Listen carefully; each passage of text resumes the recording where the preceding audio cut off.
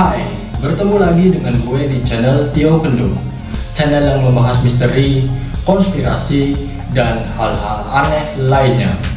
Video kali ini gue akan membahas kerusuhan Mei 1998.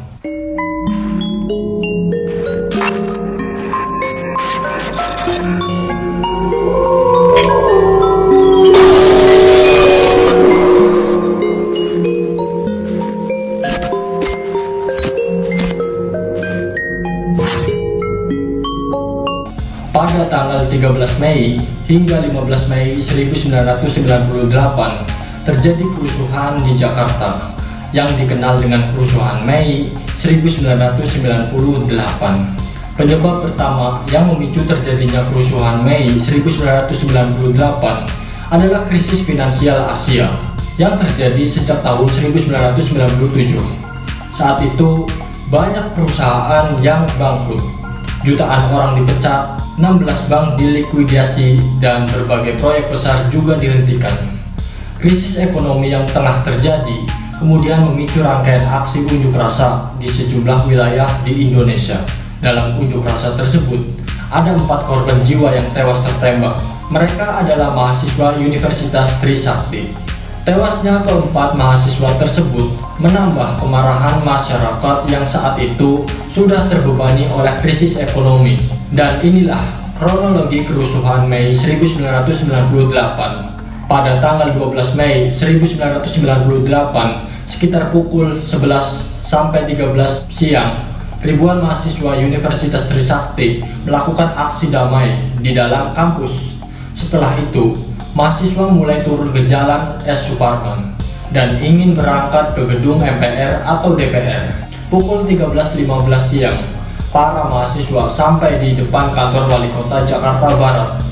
Melihat segerombolan mahasiswa di depan kantor tersebut, itu membuat aparat kepolisian menghadang laju mereka. Setelah itu, terjadi perundingan antara pihak polisi dengan para mahasiswa. Kesepakatan yang dicapai adalah mahasiswa tidak melanjutkan aksi unjuk rasa mereka ke MPR atau DPR. 15 menit setelahnya, pukul 13.30 siang, para mahasiswa melakukan aksi damai di depan kantor wali kota Jakarta Barat. Kondisi dan situasi saat itu dapat dibilang masih sangat tenang. Tidak ada ketegangan sama sekali antara pihak aparat dan mahasiswa. Pukul 16.30 sore, polisi mulai memasang polis lain dan meminta para mahasiswa untuk memberi jarak 15 meter dari polis lain tersebut. Tidak berselang lama, pihak polisi pun meminta agar mahasiswa kembali dalam kampus. Tanpa ada ketegangan apapun, mahasiswa membubarkan diri dengan tenang dan tertib. Namun, tiba-tiba terjadi tembakan dari arah belakang barisan mahasiswa. Mendengar suara tembakan tersebut, para mahasiswa langsung berlarian dan berusaha menyelamatkan diri. Para mahasiswa berusaha berlindung dan masuk ke dalam gedung-gedung kampus. Namun, aparat masih terus menembakkan senapannya.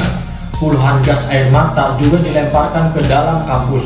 Sekitar pukul 17.15 sore, situasi di kampus sangatlah mencekam. Beberapa korban jiwa juga berjatuhan. Salah satunya adalah 4 mahasiswa Trisakti yang tewas karena tertembak. Keempat mahasiswa Trisakti tersebut adalah Elang Mulia Lesmana, Hafidin Royan, Heri Hartanto, dan Hediawan C. Pada 13 Mei 1998, mulai banyak ketegangan yang berujung kerusuhan. Pukul 1.30 malam, dilakukan jumpa pers dihadiri oleh Pangdam Jaya Majen TNI Jafri Samsudin di Mapolda Metro Jaya.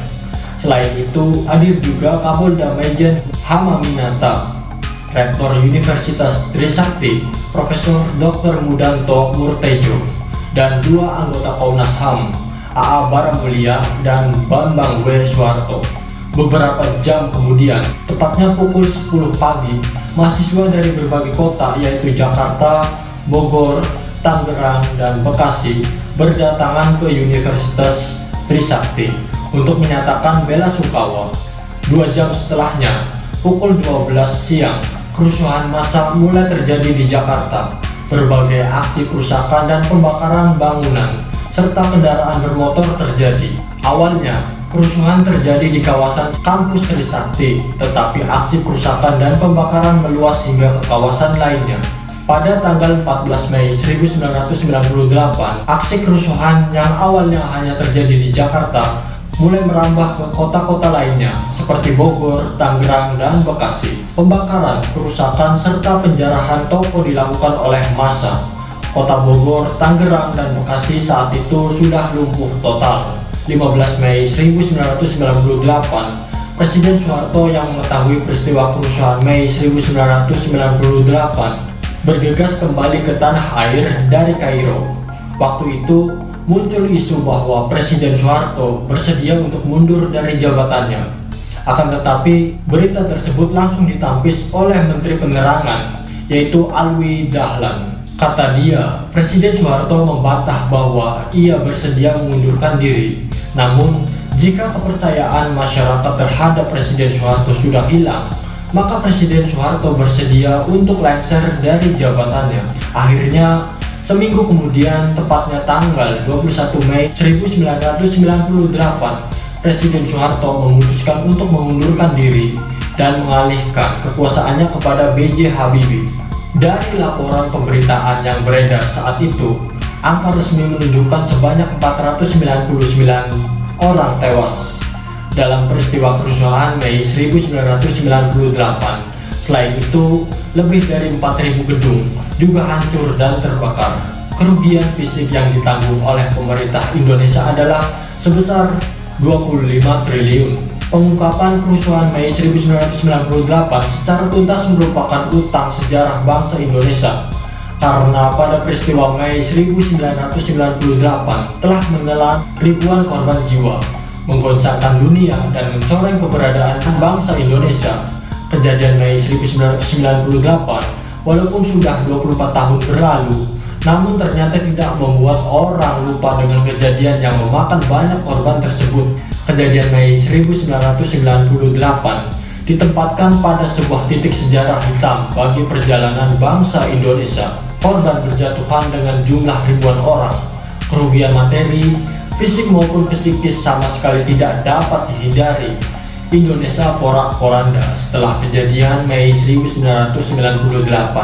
Namun sampai saat ini tidak terungkap siapa dalang dibalik kejadian Mei 1998.